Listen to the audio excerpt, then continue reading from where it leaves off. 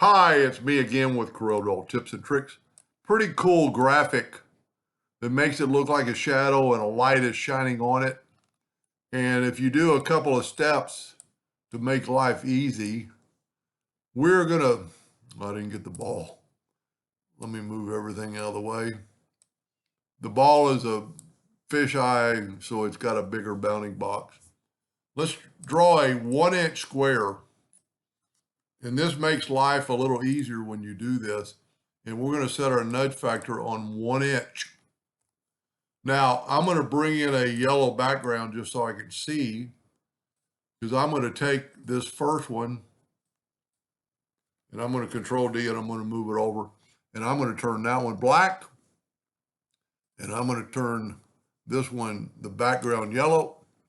And I'm going to go to Object, Order, Back a Page. And then I'm going to grab that one and turn it white.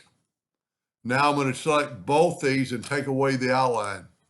Now, we're 1 inch apart, so I'm going to control D and nudge it twice. And then once you do that, you can control D as many times as you want. I would go ahead and group that together, control G, then control D, but when you move it down, it looks the same, but we're going to mirror it. And then once you do that, you could change your nudge factor to 2, but once you do this once, and then Corel will just take over. Probably be best to have it in a square.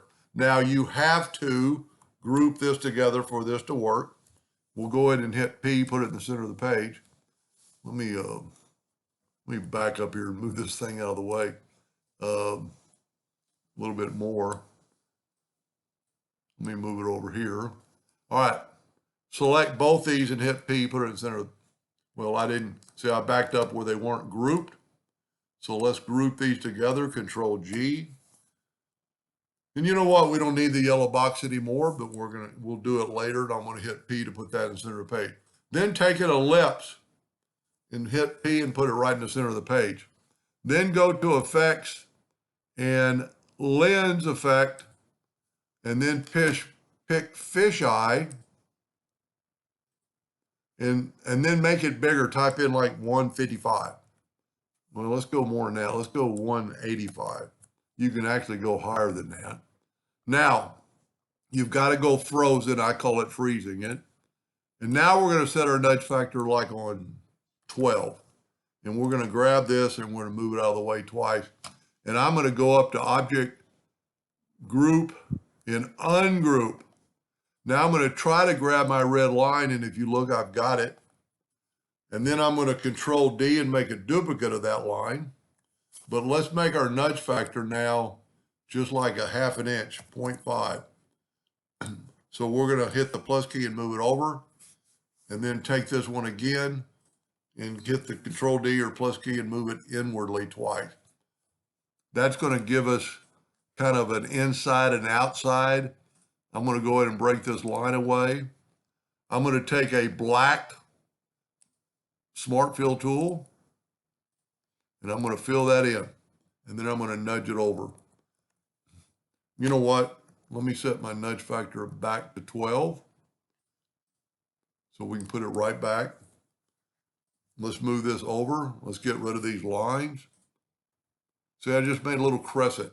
Now, without moving it, go to Effects and Blur and Gaussian Blur, and blur it quite a bit. You know, maybe go up in the 80s or 110, and then let's move it back over. Sometimes you have to click off of it for it to move over. But see, that way it looks like there's a shadow on the inside a little bit. We could actually Gaussian blur a little bit more.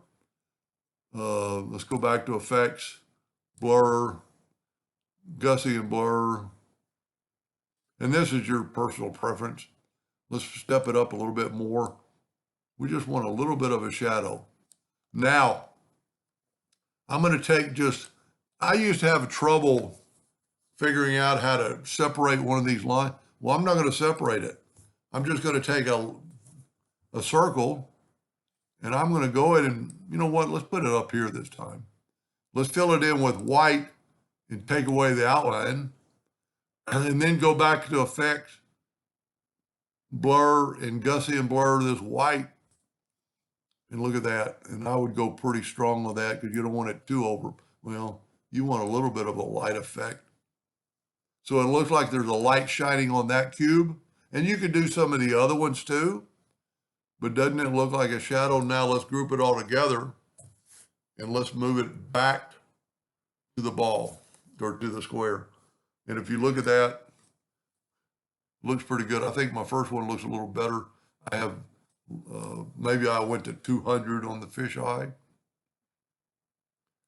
But let's put a, just so you can see a little better, let's put a white, yellow background on it. Object, order, backup page. And look at that. Looks like you got a light shining on it and a shadow. It looks pretty good. At first, I didn't think it was good as I didn't like the shadow, but I like it equally as well. Hope that gave you an idea or two, and thank you for watching.